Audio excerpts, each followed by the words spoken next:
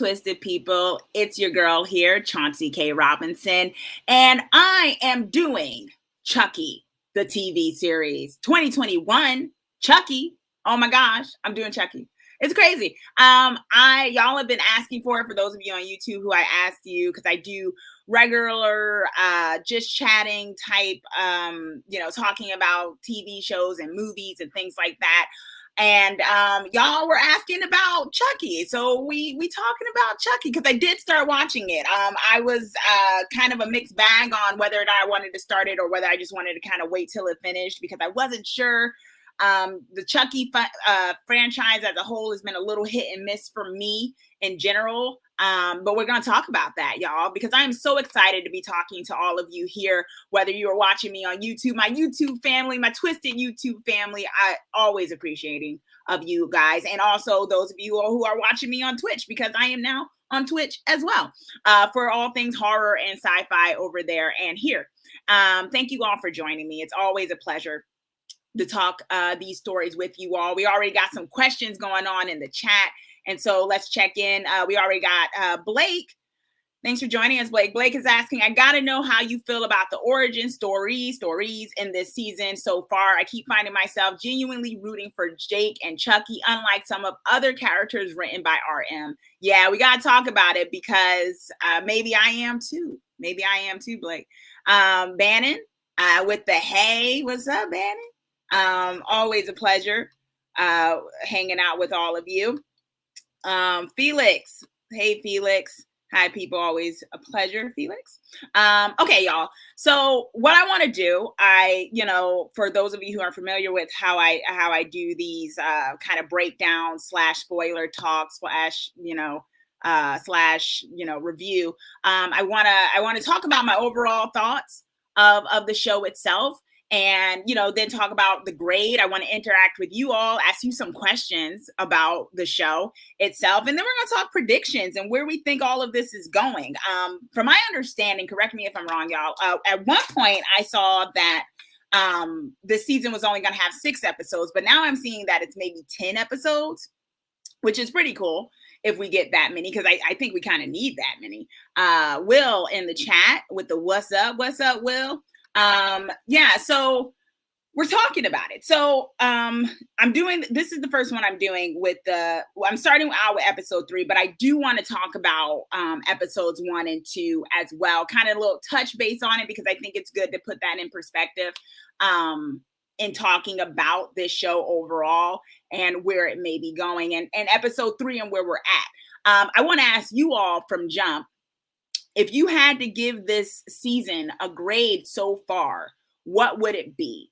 And then I want you to tell me what grade you would give this particular episode. So that's 2 different grades. First is the grade of the season overall, and then, although I know it's only been 3 episodes, and then your grade on this particular episode. Bannon is saying about the channel, about the episode itself. Same, I came to it thinking it was not going to be good, but wow, exactly. It's really been pretty good. And Bannon with the info saying that IMDb is saying that it's gonna be 8 episodes. So it's kind of up in the air. I'm hearing 6, I'm hearing 8, I'm hearing 10. As long as the next episode isn't the last one, I think we'll be okay, because I don't want this show to end just yet. Okay, so Bannon with the grade already is following the assignment. Bannon is like, the season overall is an A+. The episode is an A.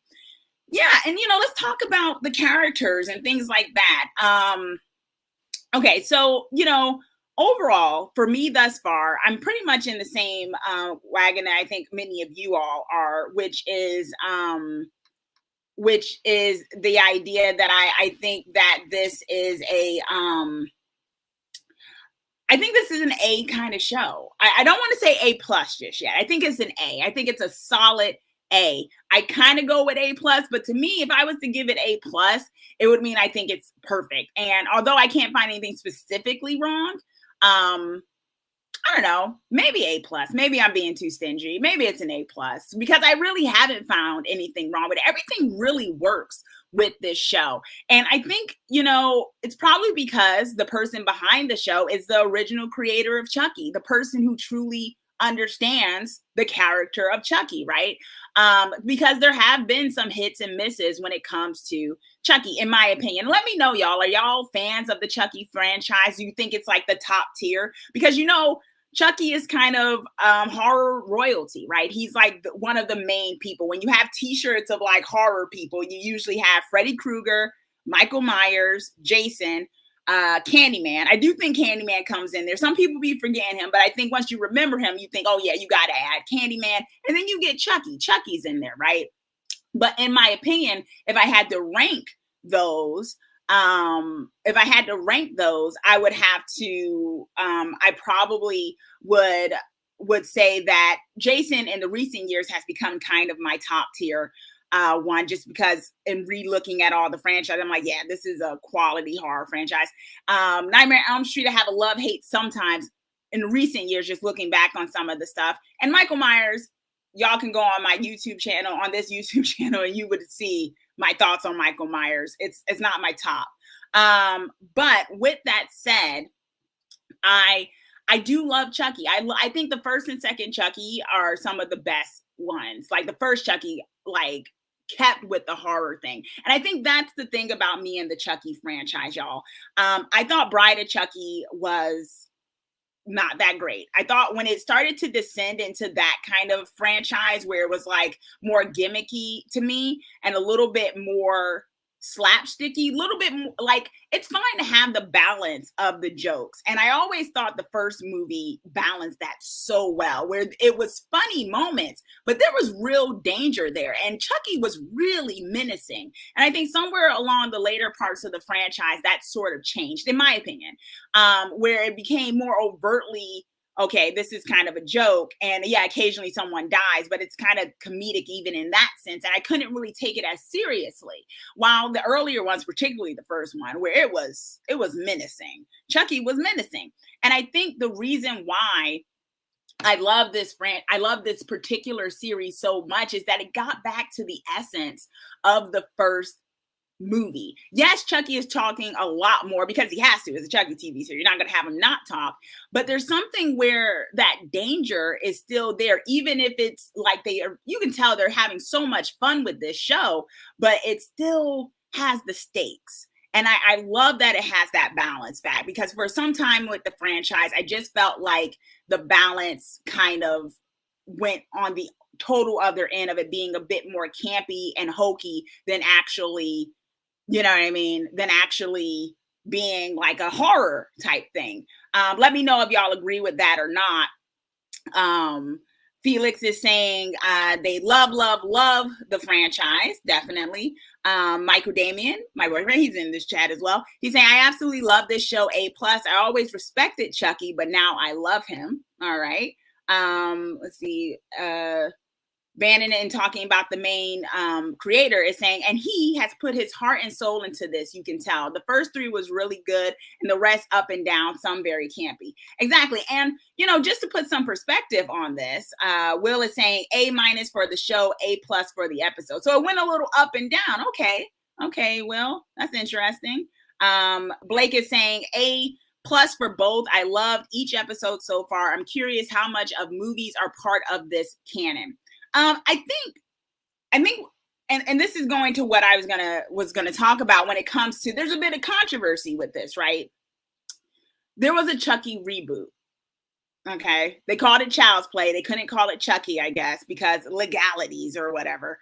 Or more so, he couldn't call this series Child's Play because of legality. So I believe someone owns Child's Play. They don't own necessarily Chucky, but they own Child's Play, like the big corporations, big company studios. While the main creator, he's the one who originated Chucky, so he can use Chucky, right?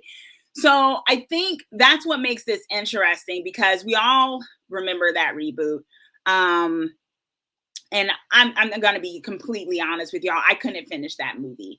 Not because it was horribly bad, in my opinion, but because the way they rebooted Chucky in that one, was they made him, in my opinion, they made him less of he wasn't a serial killer, if not just he was a toy that got taught the wrong things. You know what I mean? He was a toy that got taught the wrong things and basically turned bad. And I almost felt sorry for him.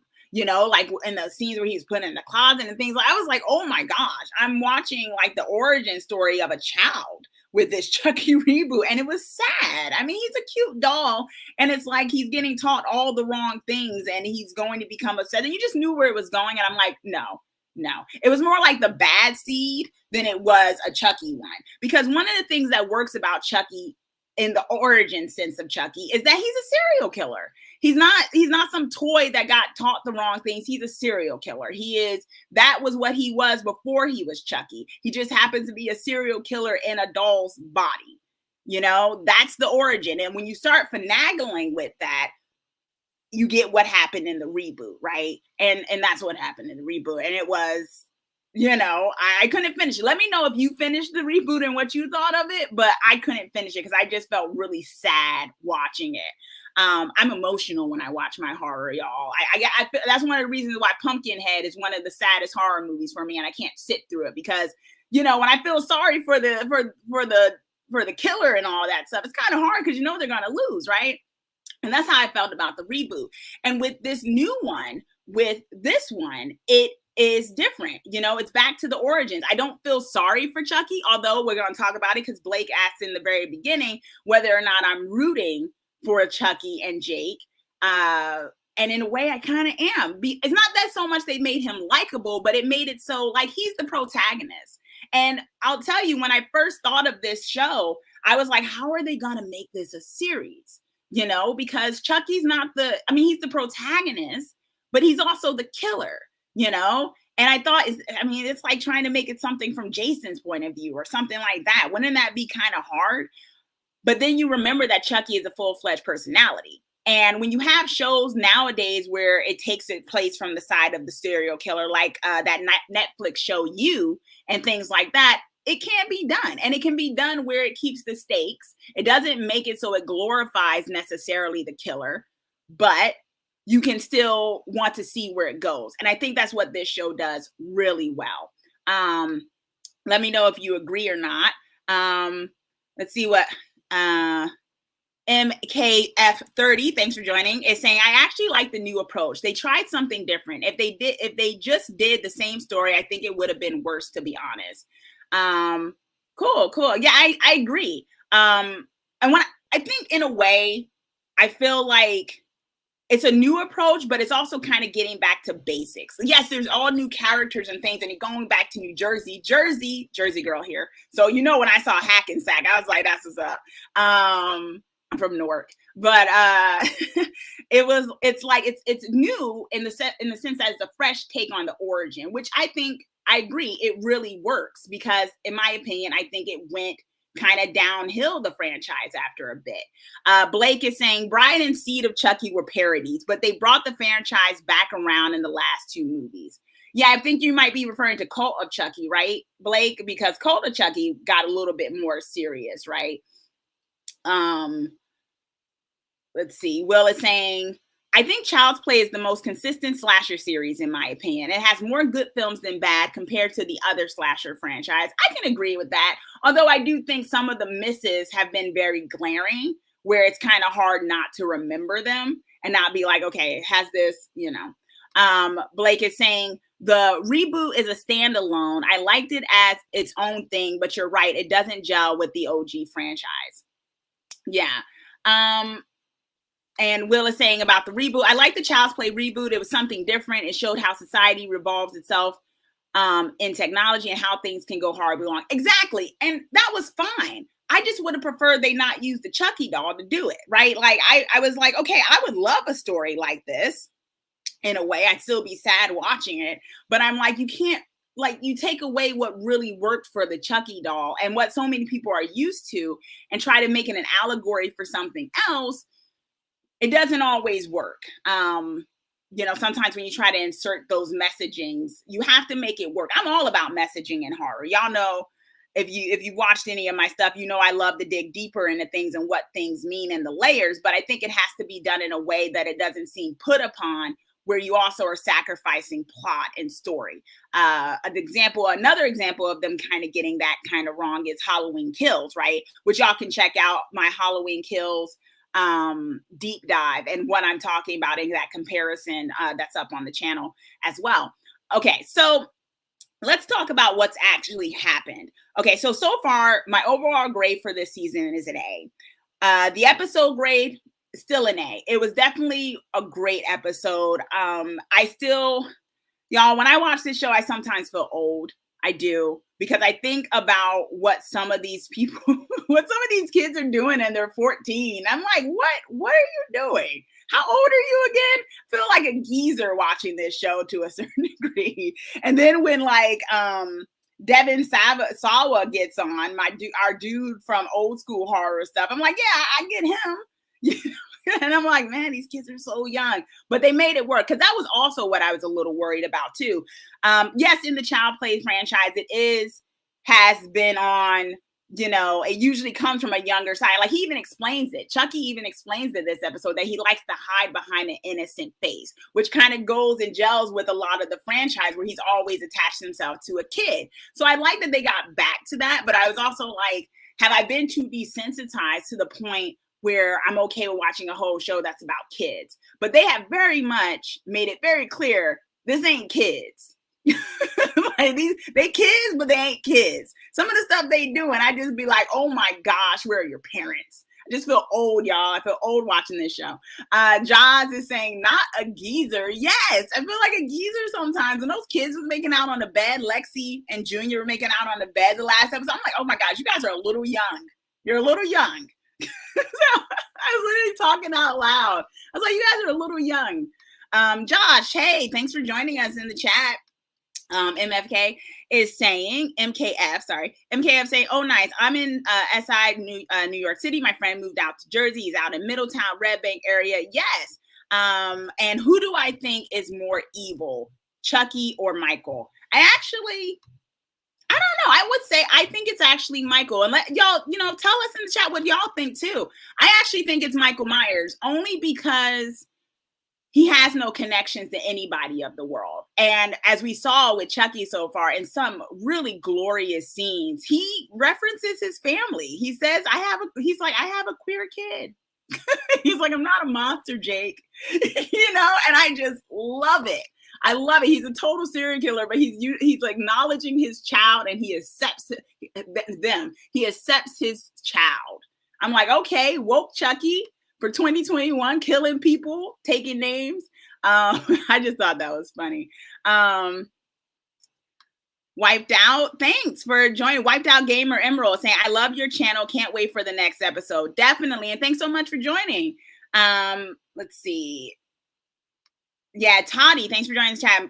Michael is mindless evil. I agree. And I think that's what makes him more evil. He doesn't have connections.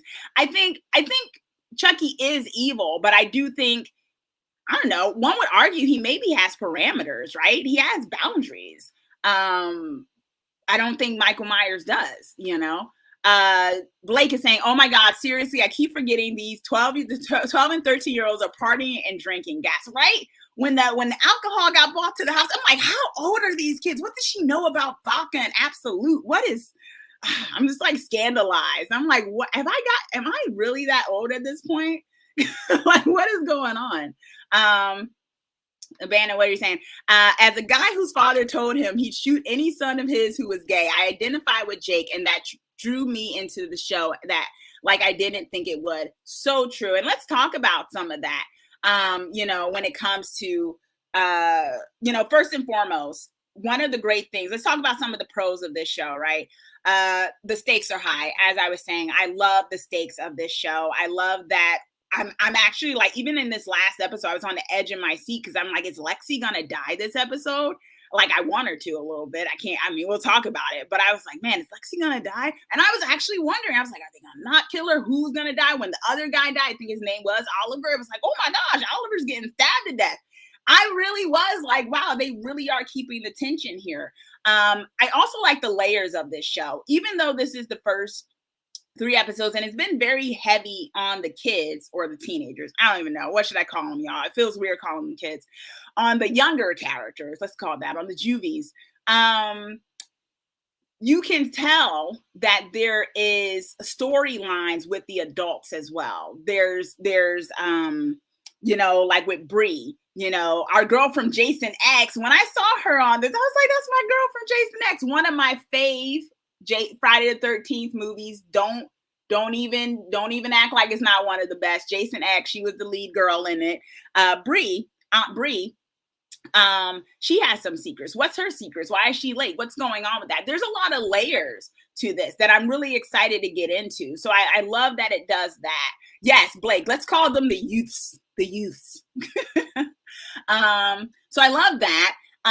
What's the other thing? The diversity. I mean, and it's interesting, because I love when there's a reflection of the real world, right? I think it's really, to me, when I see like movies and stuff taking place in New York and everything, and it's like lily white or everyone's just kind of very homogeneous, it takes me out of it, because I'm just like, you had to go out of your way to cast like that. You know what I mean? Like, you got to go out of your way to have such a same looking, same everything kind of cast in this day and age. And so I don't really vibe with shows like that and movies like that, unless it's like a really small town. Then it's justified. Cause I'm like, yeah, small towns, they can be very homogeneous.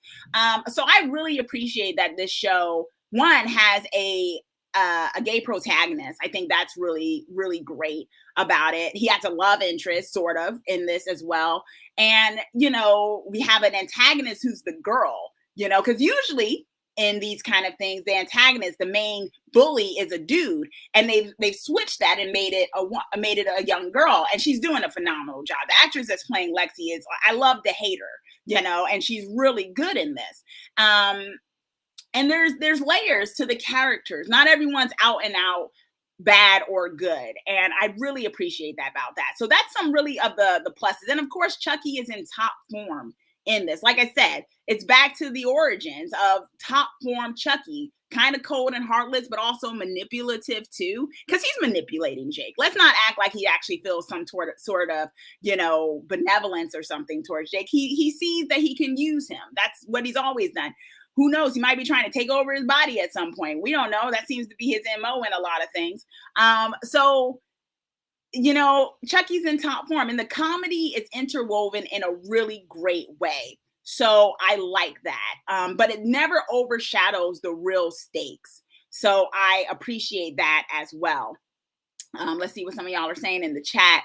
Let's see. Wiped Out is saying, what are your thoughts on the biology teacher? Many people theorize that she is Glenda all grown up, helping Chucky with his big plan. Also, why do you think Chucky is helping Jake? What is his plan? Well, and let me know what y'all think. My thing is, you might be right. That would be cool, because the teacher does seem, about not wanting to give in on Jake and being okay with the doll missing, but she didn't seem very thrown off in seeing the doll either, right? So if there was something going on, would we have seen a glimpse of that when seeing the doll, or was she playing it so cool? In terms of Chucky's plan with Jake, I honestly think he wants someone who he could, like I was just saying, I think it's about manipulation. I don't know, is he still able to do, or is he stuck in his body at this point? Because, usually the early ones, the whole MO was that he was trying to get into someone else's body, right? He wanted to become human again. And I wonder if that's maybe part of it in some way, or has he totally accepted being in doll form? But I know in some of the later movies, it gets kind of murky on whether or not he's stuck like that, or whether or not he can still move and things like that. But I do think I think he's manipulating Jake. I think he sees something in Jake to a certain degree, but I think it's more so at the end of the day, Charles, basically serves Charles. So that's what he's going to be about. But let me know what y'all think. Bannon is saying, I think Chucky is using Jake and is planning on him being the scapegoat for all the murders. He's got his fingerprints on that knife. That too, I think that's also part of it. NKX F is saying a lot have did this age thing with Glenda. It doesn't match up with the teacher. She'd be 14 or 15 now. Her mind wouldn't be that smart, in my opinion. She seems carrying the opposite of Glenda entirely. Okay, so not necessarily for the Glenda thing. Let's see what Jaws is saying. Jaws is saying when she turned back and saw it was Chucky and screaming, oh my God, right? When Lexi, I loved it. I loved when Lexi saw that. I think everything's falling into place with it. This is a really well organized show, you know, in terms of the characterization and stuff, for sure. And Josh is asking the important question, is this promoting drinking to underage kids? Well, they say the B word every other line up in here. Like Chucky's just cursing out people. The version I saw of this episode, they cut out what he called Lexi. And I'm guessing it was something other than B, because they beeped that out. Let me know if they beeped that out for you, because when I watched the episode, it was beeped out. So at this point, I don't even think the people who are starring in this show are age appropriate to watch the show, to be honest. So there's that. There's that as well. Let's see. Bannon is saying, according to the cursor cult, he can go into multiple bodies. Yeah, so it's kind of the canon's kind of switched, and I think this gets back to some of what some of us are wondering is what's canon exactly? Are we to take in everything that has happened in the whole entire franchise, aside from the reboot, and say all of that is where Chucky has been and what he's gone through, and now he just happened to be in Newtown because he had some new plan for something. Who knows? Or is it kind of like taking the Halloween approach and saying, oh, only pay attention to the first or second movie or something like that, right? So, so I don't know. I feel like that's gonna play into this, and I think that plays into the theories as well. Which characters are in play? Which characters exist in this universe? Is he taking in all the characters, or is it different? And if that's the case, many of us, including me for sure, mainly me, I'm talking about myself, y'all, I'd have to brush up on the later movies because some of those I just easily forgot. And it's funny because I actually have a Bride of Chucky blanket, but it's like one of my least favorite movies in the franchise is Bride of Chucky. But yeah, so there's that. So what actually happened this episode, y'all? Let's talk about that.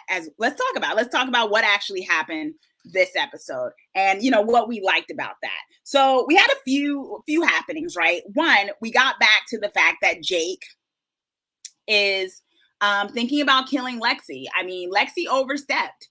I want to know what y'all think in the chat. Do you think Lexi should meet her demise? Or are you hoping for a redemption story with this character? I'm on the fence right now about the redemption story. I'm on the fence, but I want to know what y'all think because part of me thinks she should. And I kind of want Chucky to do it only because I think it would be glorious.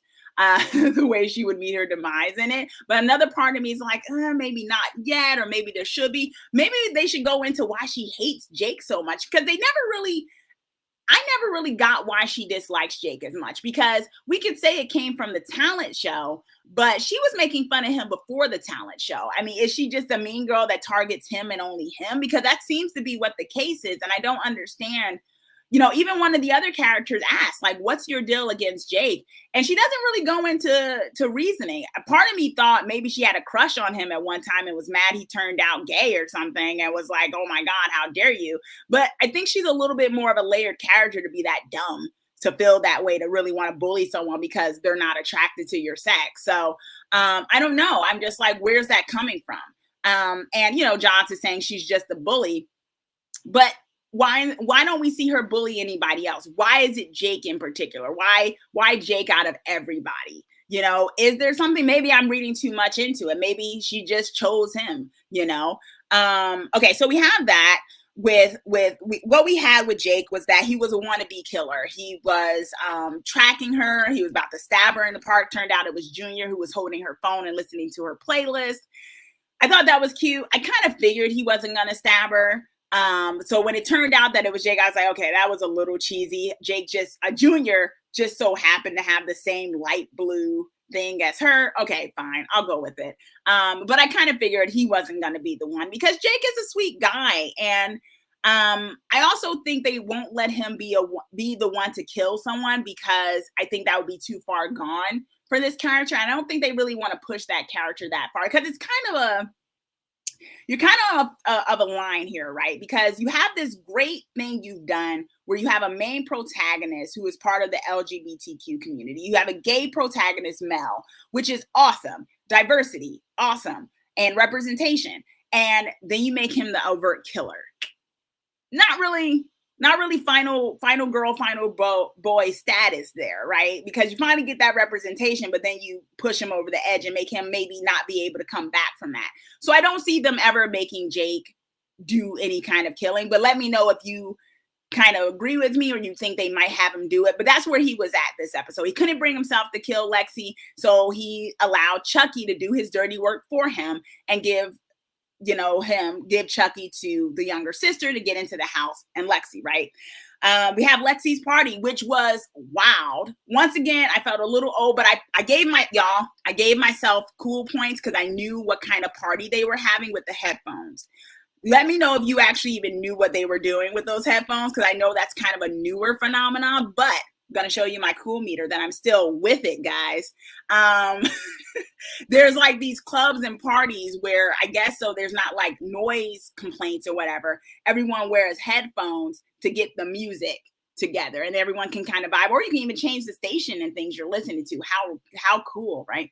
That's what they were doing. Very smart though, actually. I mean, I think a lot of us back when we were teenagers probably wish we had that when we were having parties so no one would know. Yeah, Jaws is up on it too, a silent party. Yeah, y'all, we're with it. So that was going on and it was wild, right? We had a little bit of the interpersonal CW-ish type thing of Junior being jealous of Oliver and what he perceived Lexi to be flirting. Although I think we also saw with this episode that Lexi genuinely likes Junior. We saw that when her favorite song came on, she went to go get Junior. And I do think she is affected by Junior's judgment. Because up to this episode, I was kind of wondering, why are these two characters together? Like, is it going to be one of those cheesy kind of, oh, babe, I love you, babe, but we're all just shallow because we're cute. But it actually seems like there's some real feelings there. As real feelings as it can be with 13 and 14-year-olds, right? So we saw that this episode too. And then the fire broke out. I loved when he was on her back. That was classic Chucky, him jumping on the back and things like that. The younger sister, it's a very interesting thing. Clearly, I think she's neurodivergent. I think that's really, once again, another form of representation there. And there's something going on there in a way. And I kind of wonder what role she's going to continue to play in this. Is she gonna kind of keep Chucky, or does Chucky go back to Jake? Where does this go from here? Because pretty much all the chips were laid out, right? Chucky revealed himself to Lexi. You can't just kind of go back to being a regular doll, even if no one believes Lexi and thinks she was high at the time, which she was because she was smoking, but she knows the doll comes to life, right? And there was a fire. And things like that. So a lot of things happen. And so that's going to be ramifications for the next episode. A kid died. He straight up stabbed Oliver. I thought that was ingenious. It was a silent party, so no one heard him screaming. Perfect. The other thing we got was Devin's mom, the detective, is hot on the trail. She's trying to figure out this stuff with Jake, which makes me fear for her safety. Because usually the ones who's investigated don't last long. And she's telling Devin not to hang out with Jake. Devin seems to like Jake, maybe even romantically, and seems to also be trying to figure out something. And let me know if you have an idea what Devin might be trying to figure out. I think it might end up putting Devin in danger, but I also think that it's going to be something where he's trying, like you said, I'm going to prove it. So I think he's trying to clear Jake's name in a way, but I think he's also trying to figure out who is this killer and what's going on, right? MKF is saying, I think the little sister is autistic. At least that's what I got initially. Great artist, acts different with acts outs of rage out of nowhere, seemingly, or she's just a brat. What do you think? I think, like I said, I was saying, I think she's neurodivergent. Now, I say that's kind of a generalized term because I don't want to like pseudo diagnose anybody because I know there's like different ways that people can act depending on that thing, depending on it. So I'm going to go into neurodivergent, but I do think, you know, it also fits some of the check marks of what we might know about autism as well, which I think that's cool. You know, I think that's also a thing to kind of show the things that go with that as well. Bannon is saying Jake's heart is too good to kill, though in a way he is responsible for Oliver's death by giving Chucky to the sister. And I think he will try to make up for that. I think he will too, because when it all happened and he heard the sirens, he was saying sorry to his parents. And I think part of him was like, I'm sorry I wasn't better, in that sense of maybe I shouldn't have gone through with this, but I was at a point where I didn't know what else to do. And that was real right there. You know what I mean? In a way, is Oliver's blood on his hands or anyone who dies at that party? Yes, because he knowingly let a killer in there. Although he thought the killer was only going to kill Lexi. So there's that as well. You know, Wiped Out is saying, I wonder if Tiffany mailed Chucky to the town or dropped him off in an alley so he can get back at some old foes from his hometown. I'm wondering that too. And I think we have seen in some promotional photos that Tiffany does make an appearance, or that the actress and stuff is on set. So I think that may start to unfold there. You know, Jaws is saying, I think Devin wants to figure Jake out. I think so too. I think he's naturally curious, but I do think in some way he might be into him as well. Felix is saying Devin wants to write a true crime novel and clear Jake, who is getting blamed for murder. Okay, that's a good theory. I mean, he is a podcaster with that. Wiped Out is saying, I think the next episode will start with detectives at the house. They might not know Oliver was stabbed because his body got burned so much to the point where the stab wounds wouldn't be visible. There's that's a good theory, especially if the whole house burns down, right? They could just claim that he got killed in the fire. So there's that. Disney Crazy, hey, thanks for joining us in chat, is saying, I'm curious why Devin recorded the conversation with Jake. I think Devin is up to something.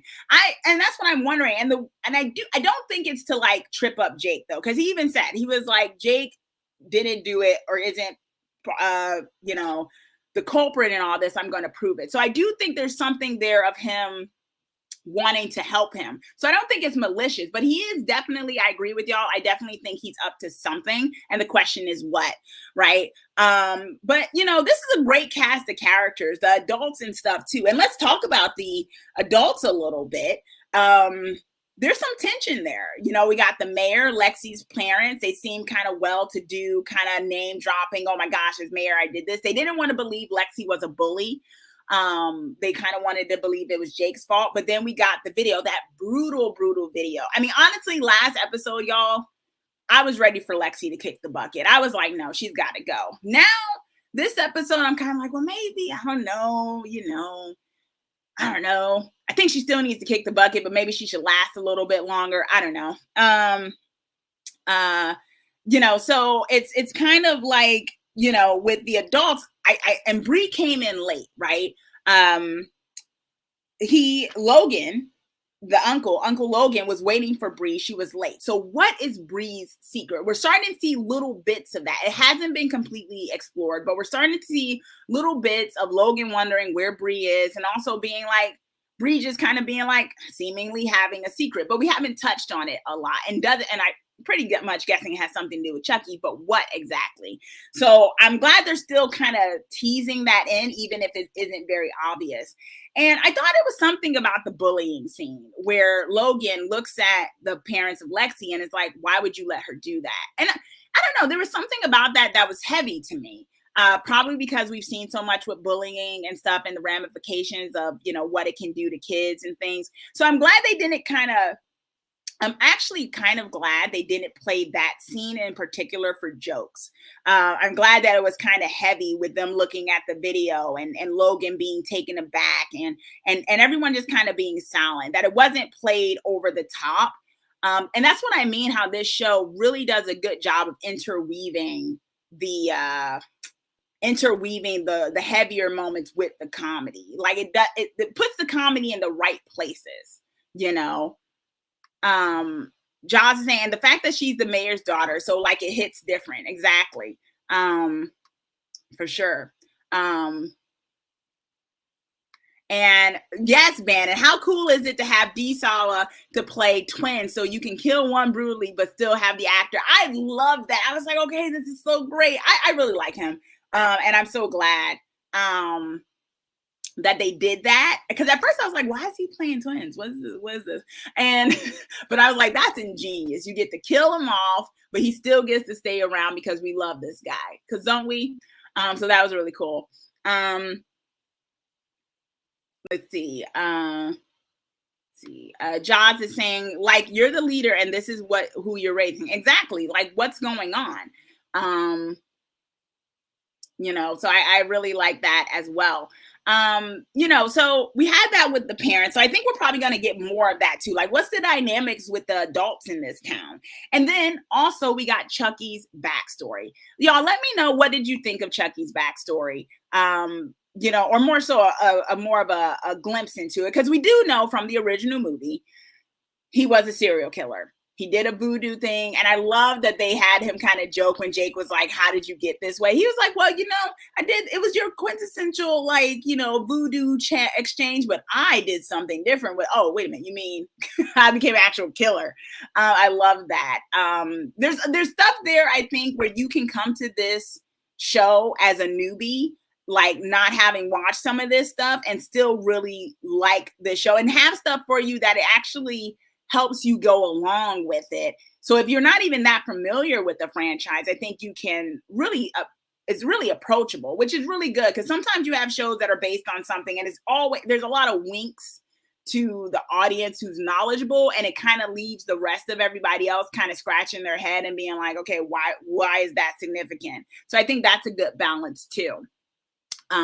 NKF is saying, I think why Lexi is like the way she is because of her parents. I get the sister getting more attention, but they seem to forget about Lexi. That's probably why she's a bully in a lot of ways. And I think that's real talk, right? It's like, there's a thing with the sister, which she needs that more attention. I've seen plenty of parents with neurodivergent or autistic children and things, and it's a lot. It can be a lot to a lot of energy to give, and they're heroes, they're brave people in that sense. And sometimes what you don't think about is the other kid, right? Like, how does the other kid feel when kind of knowing that they're always going to get the secondary attention? And also kind of like, you don't want to be mean about that, but you also want to be like, man, it must be kind of hard. So I think that's why this episode kind of balanced out Lexi a little bit for me anyway. And let me know if y'all, did you feel a little bit more for Lexi? Did you see a little bit more of her personality and think, okay, maybe there's layers to her? Or were you still like, no, Chucky should get this girl, I still want her to go? I was mixed with it. I saw her layers. I like that they gave her layers, but at the same time, I was waiting for her to get stabbed by Chucky by the end of the episode. I still was waiting it, and I still kind of wanted it. Although we did get it with Oliver, but I still think Lexi kind of deserves it in this universe, in a way. Wiped Out is saying, I love the completion anxiety quote. It is a call back to Curse of Chucky, one of my favorite Chucky movies.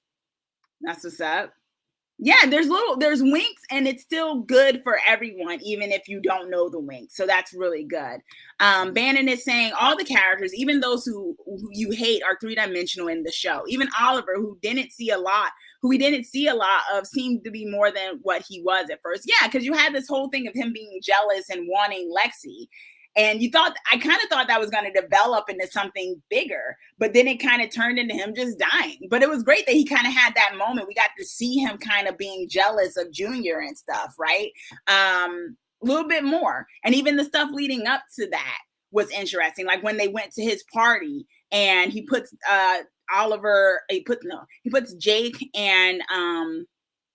Jake and Devin in the closet, and there's a whole thing, and no one seems to have an issue with putting them in the 7 minutes of hell together. There's no calling them out for anything like that. It was just like they put them in, and So it wasn't homophobic or anything either, which was kind of cool. I was like, that's great. Um, Blake is saying, I help was a good line and humanized a character that's always been magically charged. Chucky is a doll, but a Charles Lee Ray could be born every minute and we never know. That is exactly it. And I really love that about the origin story. Um, I kind of thought he was going to kill the serial killer and that was going to be his way of loving it or something. But for him to turn around and kill his parents, I think it also just showed you how depraved he was, right? It's a little weird though, because at the same time, it kind of, it's a weird kind of thing. It's that little bit uncomfortableness that you get with some of these serial killers and these killers and monsters that we've known for so long, right? Like, with Freddy Krueger, there's people who love Freddy. They think, oh, Freddy's so funny and things. And I do love Freddy. He's on my wall right here. So y'all know I love him. But he's a child killer, right? And depending on if you listen to some of the interviews and stuff with Wes Craven, God rest his soul, you know that he was more than just a child killer, right? You know that. Yet, when he became more mainstream and popular from the thing of the first movie, they kind of took that out, right? So much so it wasn't like, oh, he's not a child killer necessarily. It's more like he doesn't like teenagers because of the parents. It gets real ambiguous after the first movie, even though Wes Craven essentially he admits it. He's like, this guy was a child killer and more. But we all love Freddy, but we kind of forget that. See, the Freddy I have on my wall is the Freddy who didn't do that. That's my thought process in having him on my wall. But that's the Freddy he is in his true origin of how he came about. And I feel like in giving Chucky this origin story, yes, Chucky's funny and he's cute and there's a wickedness to him, but we also realize this guy will kill anybody. Anybody. He's okay with killing the kids. And he was so much so he was okay with killing his parents, his mama. And by the looks of it, it wasn't like his mother was abusive and his father seemed to love him. They gave him a birthday party and everything, and he killed them.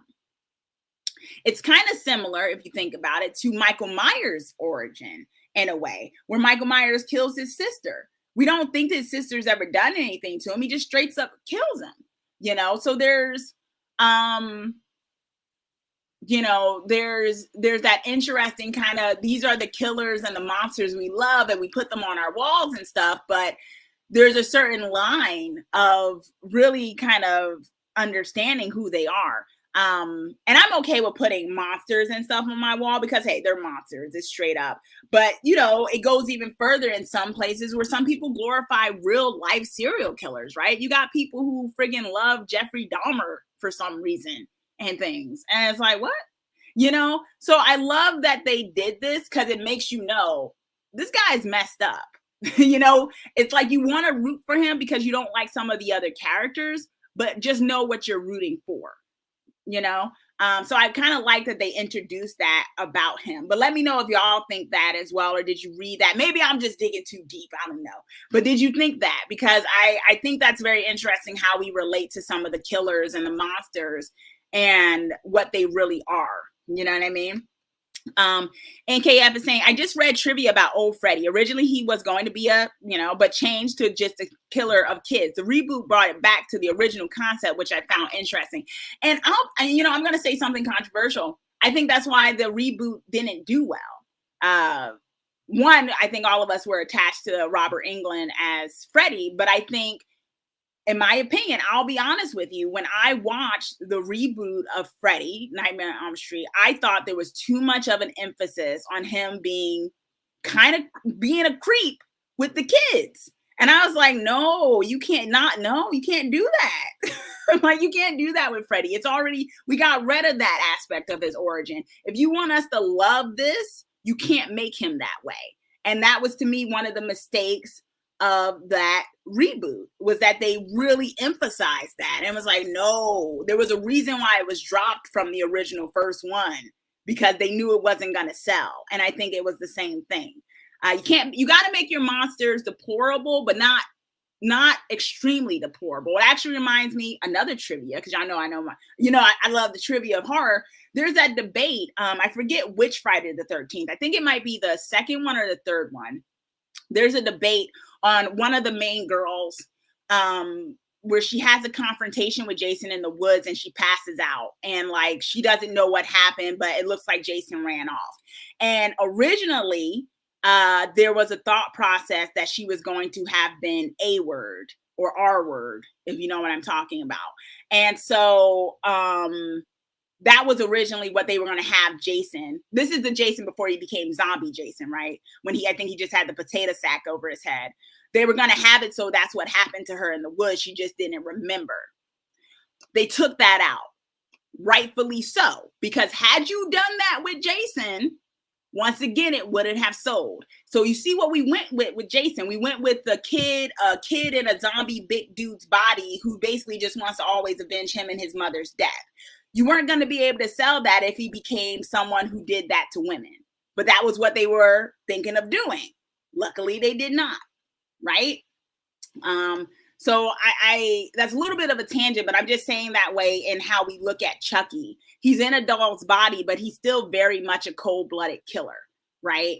And it's interesting how you have to kind of play with that in order to make franchises where the monster is more so the main character, where you got to make them deplorable, but you can't make them too deplorable, right? And I think that's why they throw in that line with Chucky talking about, hey, I have a queer kid. Like, you kind of like him, but he can't cross the line too much. And they've always done that. Like they did it with Jason, what I was just talking about, and even with Freddy, where they took that part off of his characterization, and like, Bannon is saying, yeah, there are some lines you just still don't cross. So, yeah. So I think that's something to think about with that. Okay. So we got all of that with the episode, and to me, it was a solid episode, right? So what we have, I don't know, and this might be slightly spoilerish for those who might not have watched the promo for next week. So cover your ears for like 5 seconds. If you, I don't know, maybe not. I don't know. Maybe you don't care. We do see in the promo for next week that it's seemingly like Lexi sitting at the bedside of her sister in the hospital. So Chucky seems to still be after Lexi. So what we get is that seemingly Lexi survived, which I kind of figured she would, because when they didn't show Chucky stabbing her like he was stabbing Oliver, I was like, they're gonna let her live. Also, she's the main one one of the main ones on this poster, so I figured they were gonna, draw that out. So I'm fine with that. I kind of hope that this whole will he kill Lexi, won't he kill Lexi thing does not start to dominate the show, though, because after a certain amount of times, if Chucky goes after her and he still doesn't get her after a bit, I think it's going to start to feel contrived. So I'm thinking that maybe something else starts to pop up, right? That maybe something else comes into play when it comes to maybe what we were just talking about with the adults, like Bree's secret and stuff like that, because it can't all be about the Lexi situation. I also think this may be the moment where Jake and Chucky really part ways, in the sense that, Jake has allowed Chucky to be his confidant and vice versa. But I think, from what we got from the scene at the cemetery, that Jake may put a stand and say, I can't do this anymore, which will probably put him on Chucky's kill list, right? So there's that as well.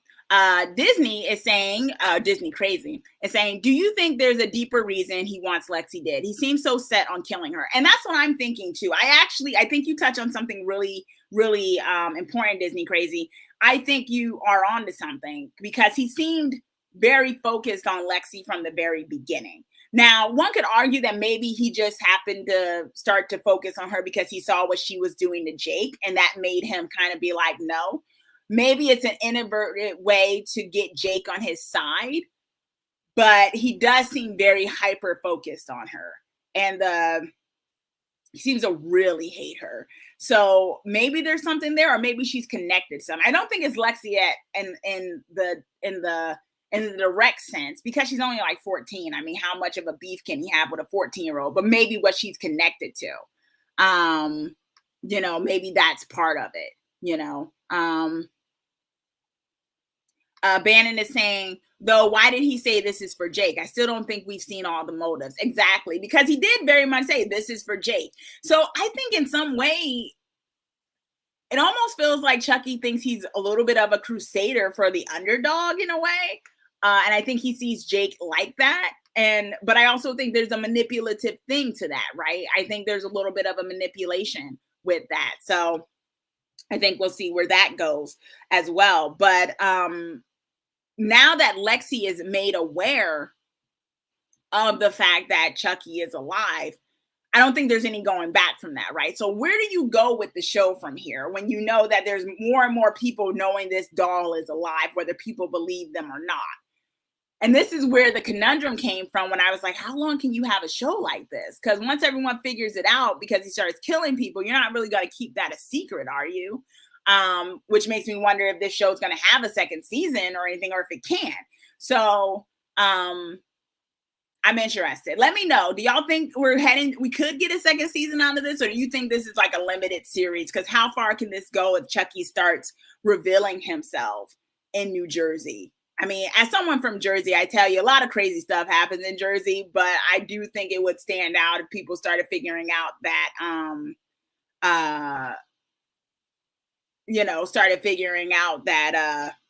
that a doll comes to life. They're not going to be able to go on like business as usual. So that's just real talk. So, there's that.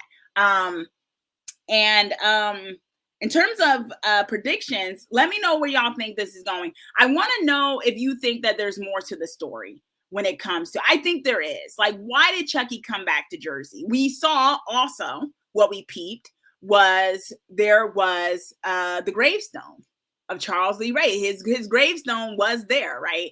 And so, the question is, why did he return back to his old hometown? What is it there for him? It's a place where he did his first killing. He also was buried in his own old hometown of Hackensack. What's there for him that has made him return? And I think maybe that might lead into the second season, maybe.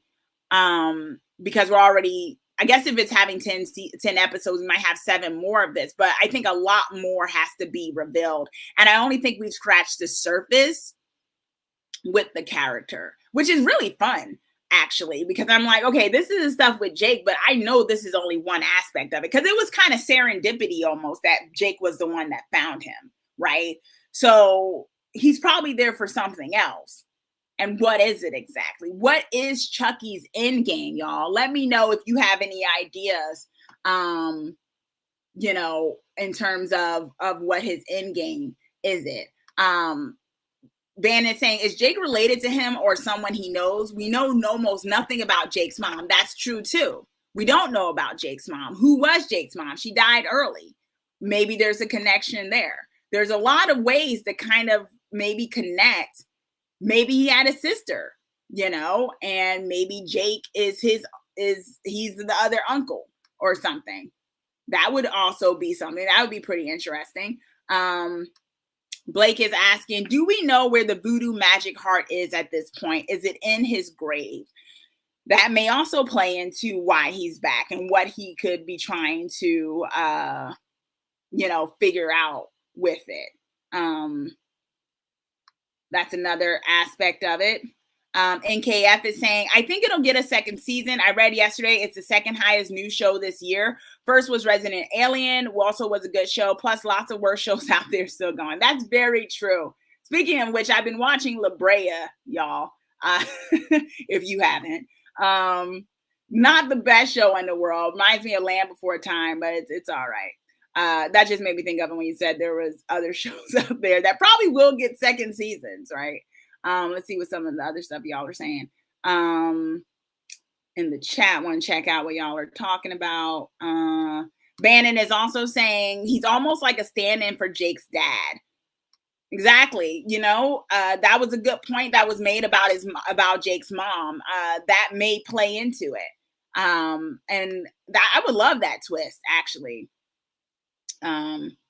Bannon is also asking, anyone else surprised this is a sci-fi show? I am, although to give it credit, Sci-Fi Channel has had some pretty good shows occasionally in the past. Other stuff, and as of late, it does look like they turn out a lot of stuff for cheap. But this show is really well done, and I feel like they really invested the time and money in this because you can tell. So I don't know. Yeah, I'm a little surprised, but from the old school one like Atlantis, Stargate Atlantis, and other stuff that has been on sci-fi in the past, you know they're capable of doing these kind of shows. They just kind of stopped for a bit and started just turning out stuff that was like, okay, let's forget that. Uh, so it's capable of it, but it's hit and miss. But this one is a quality one. But there's a lot that we don't know yet, y'all. There's a lot going on that we don't know, but I am really excited to see where this is going, especially with the idea that we'll get 10 episodes. And each of these episodes move pretty quick. Although you can kind of get the formula of each of the episode. I'm guessing one more person, like it seems like they kill one person each episode. They don't do more than one kill an episode. There's always at least one person that dies in an episode. I think in the first episode, it was Jake's dad. Second episode, it was the housekeeper. Third episode, it was Oliver. Who knows who it's going to be for the fourth episode? Maybe not someone as significant, but it'll probably be another kill. We can expect at least one kill an episode. The question is who. So let me know, who do you think is going to meet their demise in this next episode?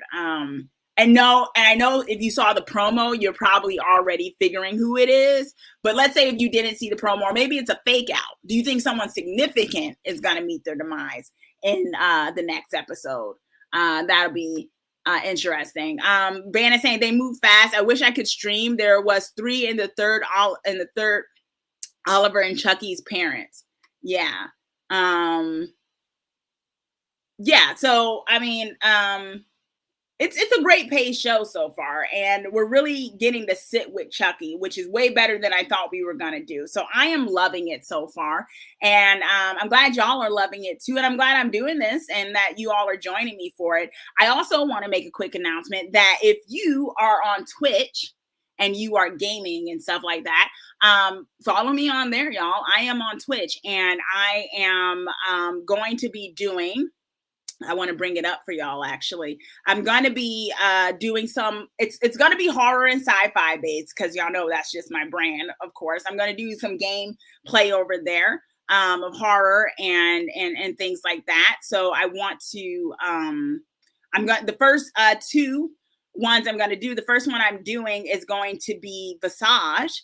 It's a great, fun, creepy as heck horror game that I want to play. So if you want to walk through a haunted house with me, a virtual haunted house with me, and watch me scream and be creeped out and not want to actually move forward, but see how I do it, you can watch. And my first stream is going to be tomorrow at 4 p.m. my time, but I will be putting this in the community tab on YouTube for those of you who are watching me on YouTube, to give you an update on that, and also with a link to my Twitch as well. So if you aren't already following me on there, you totally can, because I'd love to, I love my YouTube family over here with you all. And so if you're over there with me, and you like video games in that sense, although I'm still going to do just chatting as well. So just to let you know, that's my, put it in the chat. That is my channel for there. And also, if you are going to be around this Sunday, an early day, which is Halloween, y'all, I'm actually, it's not a horror movie I'm actually doing just chatting for. I'm talking about Dune. I will be doing the spoiler discussion on Dune. So if you want to come chill with me, what I think about Dune is that it's a more mature Star Wars. So we'll be talking about what that means. No shade to Star Wars fans. Okay, maybe a little shade, because Dune to me is better. But we're going to be talking about that as well. And if you haven't already, please give this video a like, a follow on Twitch if you're on Twitch, a subscribe on YouTube if you are on there. It's always appreciated. I love doing and talking and engaging with you all about these stories. And I'm really excited to see where this goes. and see where this goes with Chucky. So until next time, you all stay safe out there. Follow me on Twitch if you haven't. It's a brand new channel, but I will be playing horror games. So if you like to get creeped out and scared, like you're walking through a haunted house or a haunted mission or a UFO mission, because I'll be doing some sci-fi stuff with a friend, and you like to hear them scream and talk crap and things, that's me. I will be doing that on my channel. So thank you all, and thanks for joining, and stay safe out there, okay? And have a great rest of your week and a very safe Halloween, y'all. We'll be talking next time about what your costumes are if you got them, and I'll be letting you know what my costume is by Halloween as well. You'll get some pictures. Until then, stay safe out there, and thanks for joining me today.